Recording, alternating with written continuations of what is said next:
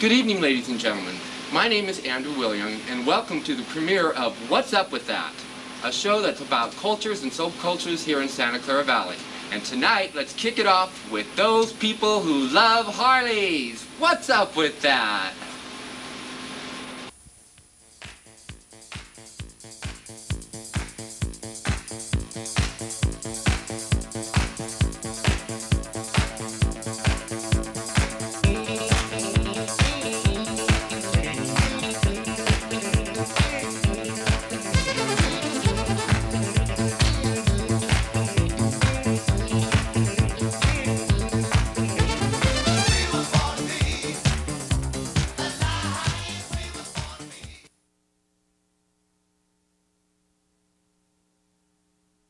Good evening, ladies and gentlemen, and welcome to the premiere showing of What's Up With That, the show that brings you interesting people in Santa Clara County.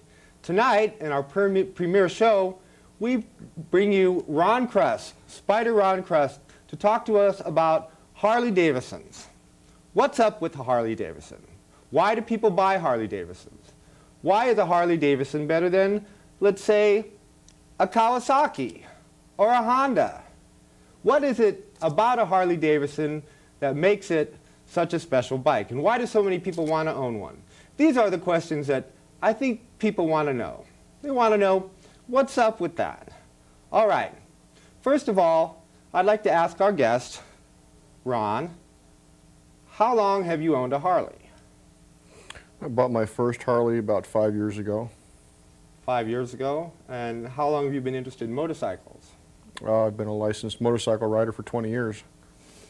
And tell me, I guess explain to some people, especially for the people who don't ride motorcycles, what's the difference, first of all, between driving a motorcycle and riding in a car? Well, you have a sense of more freedom. You're not surrounded by a whole lot of steel. You can maneuver quicker than most of your four-wheel vehicles. Mm-hmm. Here in California, we have the advantage of lane splitting, which is a great traffic benefit. Mm-hmm. I know what you mean. I can only say I've been in a car before when the motorcycle goes zooming up, and it's like a pretty cool thing to be able to do, I guess. Is there a safety issue? Do you feel secure on a bike? Do you ever feel that bikes are more dangerous than a car? Well, it's just like anything else. It's how much experience you have. Mm-hmm. I feel safer on a bike than I do in a car because I have the ability to avoid an accident. Mm-hmm. I can go a lot of places a car can't. If I need to get out of the way of somebody that's making a stupid move, mm-hmm. I can get around them. Car may not get past them. Well, then let's be honest. How many stupid bikers are there out there? Oh, I don't know. I don't think anybody's taken a survey. Uh-huh. There are a lot of inexperienced bikers. Stupidity is how much you're willing to risk, I think, when you're on the roadway. Mm-hmm. And stupid bikers don't last long. Yeah. I can imagine so. You tend to be more aware of what you're doing when you're on two wheels. Right. You have to be, just for your own safety. Mm-hmm. But then there's a lot of people that don't take that into consideration. Mm-hmm. A lot of people don't protect themselves from accidents on a motorcycle. Right. If you want to classify less than intelligent, people riding around in shorts and moccasins. And that's pretty less than intelligent. They obviously haven't hit the roadway at least once. No. Yeah, the Harley Davidson, okay, it's the premier bike. Seems that everybody that would be interested in motorcycles would want to have a Harley. What's up with a Harley that makes it different from other bikes? Why would I, if I had the money, which I don't, but if I did, why would I want a Harley as opposed to some other type of motorcycle? Well, Harleys give you a different feel when you're riding. It's kind of hard to explain unless you've actually ridden one, but it's like driving a high-performance car. Mm-hmm. There's a lot more power than your average motorcycle. Harleys are all larger bikes. Mm-hmm. They don't make anything less than 883 cc's these days. Many people are afraid to get on something that big, especially first-time riders. They'll start out on 350s or 500s, which are made by the Japanese. People who are motorcycle enthusiasts, I think, always want to move a step up. The same as a person who owns a Pinto. Someday they want to own a Mercedes, and they're working towards that. People that ride motorcycles want to step up to a little bit more horsepower, better performance, more comfortable ride. So is there something, let's say, when you're riding on the road, and you come up to a stop, and somebody comes up with a different kind of motorcycle, is there some kind of interaction going on there? Is there kind of like, you know, checking it out? And I think so. Personally, I do. Personally, I like to know that I'm going to get off the line first, but that's just my competitive nature. I like to know that my bike is faster than the bike next to me. How fast does this bike go? Oh, I've had it over 100.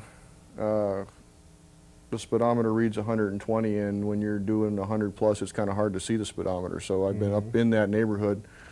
This is an older bike. It's a 73 model, so you really don't want to push it that fast for a very long period of time. It's not as stable as some of the newer, better designed motorcycles.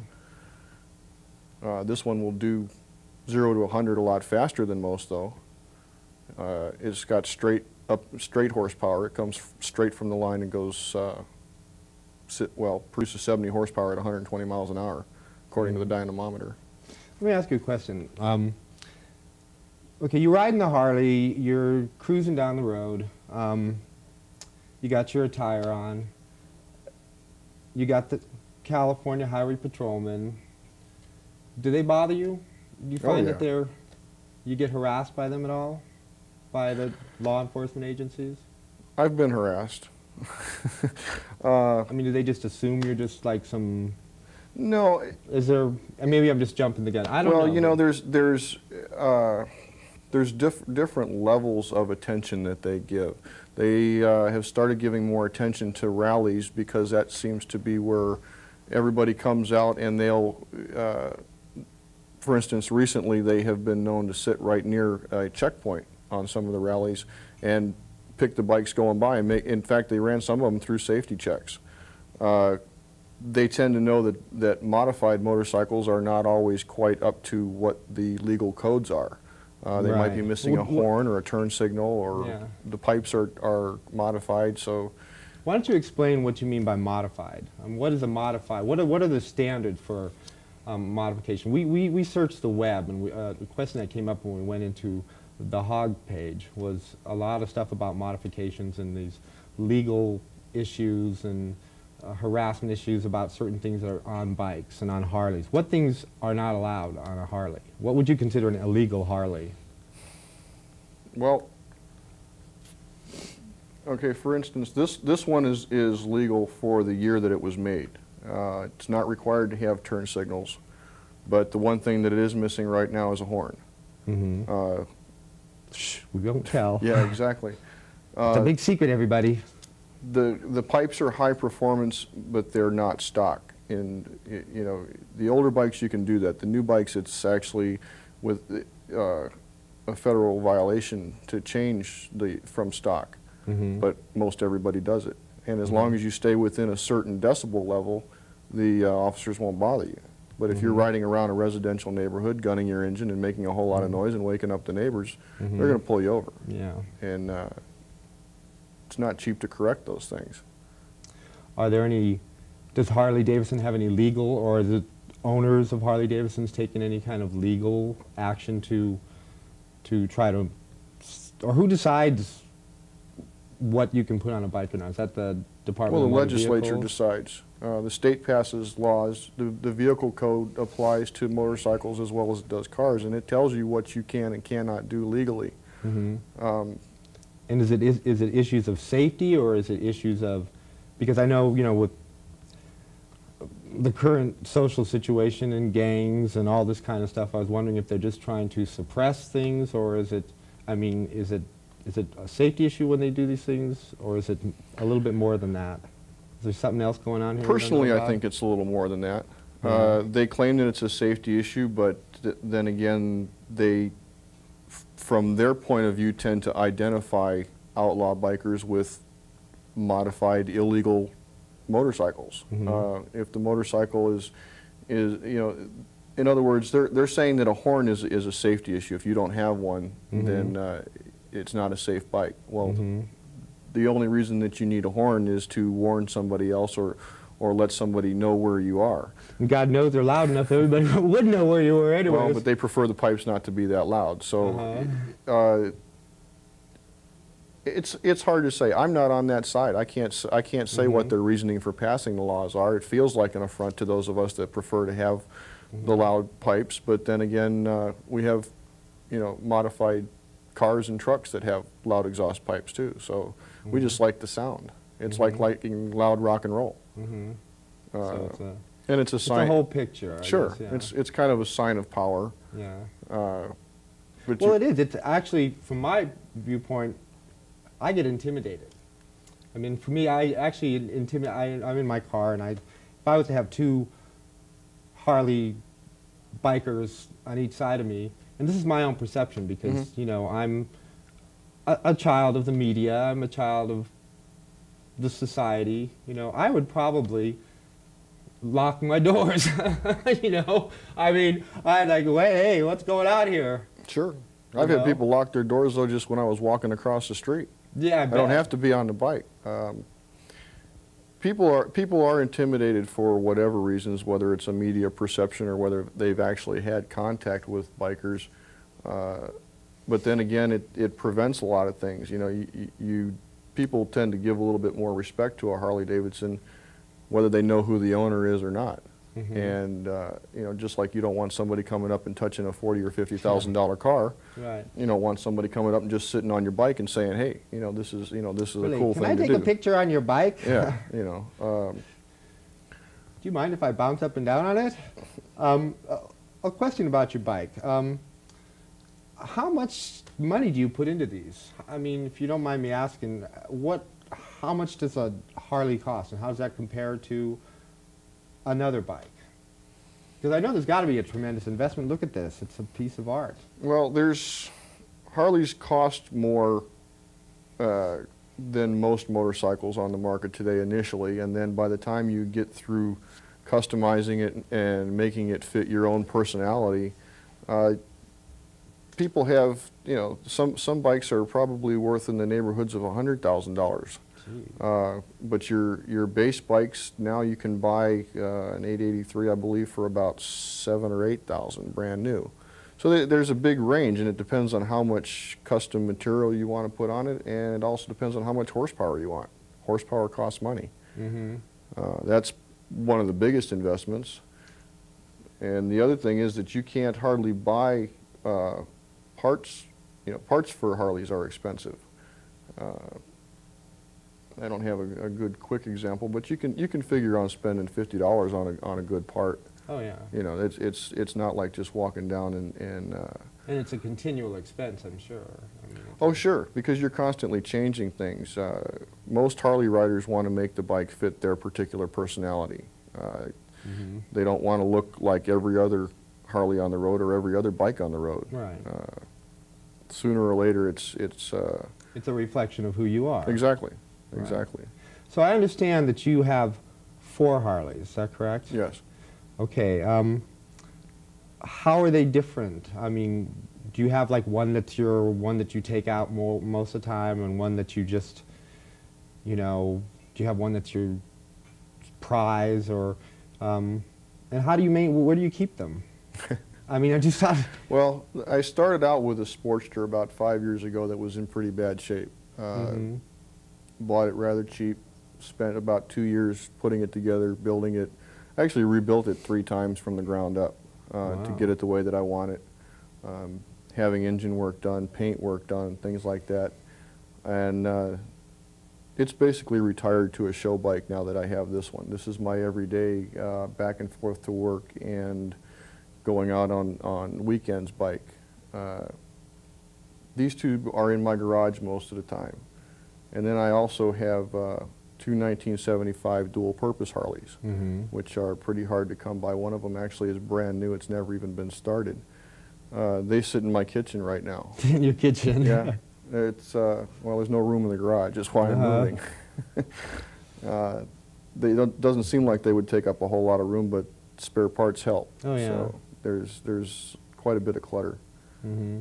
I bet but you maintain all your bikes, you do all the work and stuff yourself? I do everything except the interior engine work. Mm-hmm. And in order to get that done right, I send it out to people that have the machine shops that are capable of doing that. Mm-hmm. And they also have more know-how about what can be done and what should be done to the interiors to make them do what I want to do. Mm-hmm. Most of what I do is exterior customizing, and you know, I can like I say, I did the frame-up restoration of my Sportster, which is all the assembly and basically making it work. Whatever breaks, I fix. Mm-hmm. If it becomes an internal part, then that's something, you know, that I have to send out to a machine shop. Okay, let's talk a little bit about Harley paraphernalia. I know that there's a lot. You can get everything from, well, I don't know, what kinds of, obviously you have a lot of Harley paraphernalia. You had an interesting one that you had shared with me earlier. What is your most, why don't you tell me a little bit about some of the Harley paraphernalia that you own? Well, the biggest one that you're talking about is I've got a 6-foot by 3-foot sheepskin wings and shield that's in my living room. And what does Grandma think when she comes over and sees this? Well, Grandma's 87 and has Alzheimer's. She doesn't get down this way very often. You know, what would... My family's pretty much in awe like you are. Uh-huh. Unlike a lot of bikers, I don't come from a biker family background. Yeah. But and how's this been for your family? I mean, what do they say? That, oh, this is my one rowdy son that drives around on a Harley, and, you know... Mom's been saying that for 20 years. So, you know, this is... She said, when are you going to change? When are you going to grow up? Well, I think I have. I have a family, and I'm raising a son, and I'm in the process of owning a house. So. Which is a great point that you brought. I mean, I think that it's, people perceive somebody that's a biker as living somehow extremely far from the mainstream, you know. Oh, no. You know, and it's been my experience, and when we went online in our research, the majority of them are family men, businessmen, they're CEOs, they're, you know, and I think that's a real perception that, I wonder how Harley might go around about changing it, or do they want to change that perception? Does Harley like that perception? Is that part of owning a Harley, is well, I can't, the mystique of being the biker or the whatever? In my opinion, I think Harley likes the idea that it's become a family sport these days as compared to an outlaw stigma. Yeah. Nowadays, a lot of our rallies are family oriented. Mm-hmm. There are things for the kids to do. You know, when we go, for instance, we went up to the Easy Rider Rodeo in Santa Rosa. Yeah, what's that all about? Well, it's a lot of guys doing what people normally do with horses on Harleys. Mm-hmm. I don't know if you've ever been to a rodeo, but yeah, they do you mean they like barrel races with a Harley. Do you hog tie one? Poles. No, no. Sometimes, get that bike! Get that bike! Sometimes you feel like you've been hog-tied by one. But that's a family we event. got a bike jumping around here. You know, my wife will take the car and my son, and she'll meet me at an event like that. And then there are activities that go on while you're there. You know, it's a big thing about socializing with other people that have the same interest. Right. And that's something I was also curious about. The social aspect of the Harleys. There are obviously many different types of bikes. I got confused actually in looking into definitions, and you know, I don't want to say the wrong thing, but there was just zillions of different codes, and I'm sure that they all stand for something. And you know, there's what I had read about that there's 17 standard versions or something like that, or it goes up to 17. I don't know. Well, we figured out that the average motorcycle enthusiast would need 7 different motorcycles to cover all aspects of riding. Right. Okay. That's. And it just, each bike is built for a different type of riding. There's street riding, dirt riding, touring versus around town. You know, and because the bikes are set up differently, they will handle different road conditions in different ways. Mm-hmm. The same ways as dirt bikes are made for handling bumps and rocks and so forth. Certain street bikes are made better for going in a straight line as compared to going around a lot of curves. Mm-hmm. So if you want to do all those different aspects of riding, then you need different styles of bike. Yeah. Okay, about the different types of cliques or groups within the Harley riders, what's that all about? What's up with that? I mean, is there a certain group that rides a certain bike, a certain style of bike, and does that mean that they're a certain type of person, or? No, it just means they prefer a certain riding style. Okay, and so people that prefer touring tend to do a lot more long distance riding, and they will own touring bikes, Mm-hmm. which are more comfortable. It'd be like somebody that owns a Cadillac instead of a sports car. Mm-hmm. It's more comfortable to ride long distance. It's not made for a lot of quick maneuvers. Mm-hmm. They're heavier, wider, carry a lot more accessories. You can have a stereo on them now. Yeah. CB radios. You can have a stereo now until they outlaw that, of course, right? Well, until they outlaw them in cars, I don't see them outlawing them on motorcycles. Yeah. Well, that's what we think right now. You know, anything is possible in this great United States. Well, it's a whole nother subject. Yes, I know. So I know that, I mean, in the past, there's been a lot of association with these motorcycle gangs, okay, like gang. Is that a stigma that sticks with the Harleys? Is there motorcycle, are these things a thing of the past, or? Are gangs a thing of the past? Like motorcycle gangs, you know. What's the Gypsy Jokers, the Hells Angels. Well, there's, I know that. I think most of us prefer to be called clubs now. Clubs, okay. Okay. Yes. Well, it's just like See, that's right. Exactly. It's not that much different than people that belong to a golf club, though. Mm-hmm. You know, I belong to organizations that people think and do the same kind of things that I like to do. We all ride motorcycles. What kind of organizations do you belong to in regards to the Harley Davidson? Well, I'm a life member of HOG, which is basically a group of people that get together to enjoy riding. Mm-hmm. We organize group rides, and it's a social thing. It's something that we get together on a regular basis and go ride. We find Mm-hmm. different destinations to go to, discover new places together, Mm-hmm. but at the same time we're all enjoying riding motorcycles. And you take your family with you?